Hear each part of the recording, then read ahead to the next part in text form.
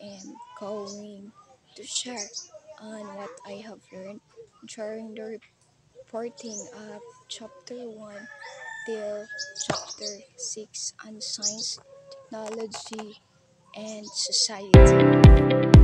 So, first is the Chapter 1 entitled Historical Antecedents in the Course of Science and Technology. In this chapter, it talks about how science and technology started and developed through time. It explains that early humans used only simple tools like fire and farming to survive, which were the first forms of technology. Ancient civilizations like Egypt, Mesopotamia, China, and Greece made important discoveries such as building pyramids, creating writing systems, and inventing paper and a compass.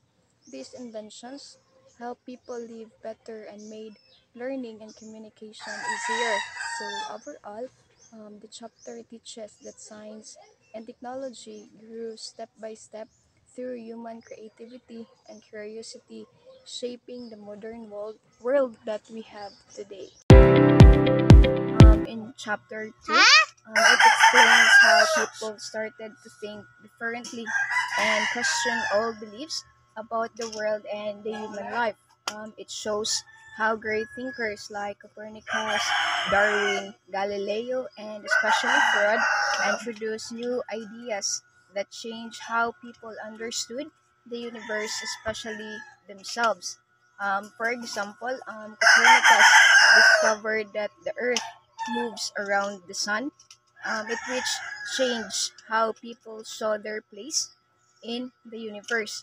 And also, through the ideas of Copernicus, it encouraged people to use reason, observation, and experiments instead of relying on the tradition. I learned in chapter 3. Um, it explains how science and technology help a country grow and improve people's lives. It also shows that inventions and discoveries in areas like health, education, agriculture, and especially in industry makes our life easier and more productive. For example, using modern machines in farming helps produce more food, and especially medical technology helps cure diseases.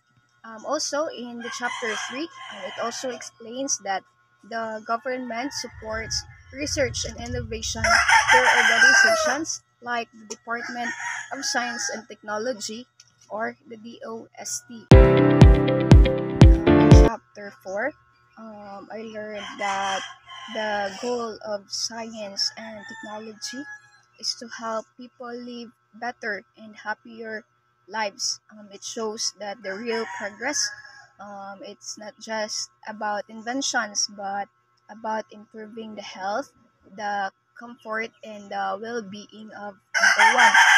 For example, technology like medicine, clean energy, and communication tools makes life safer and more convenient.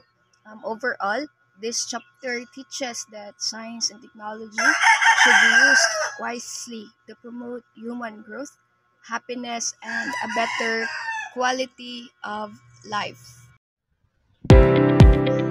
In chapter 5, it explains that the true progress is not only about having new inventions or wealth, but about improving people's lives in different ways. It also shows that science and technology should help people live healthy, peaceful, and especially to have a purposeful lives.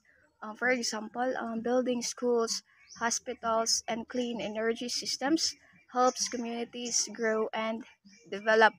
And also, this chapter reminds us to use progress wisely and care for the environment while improving our lives.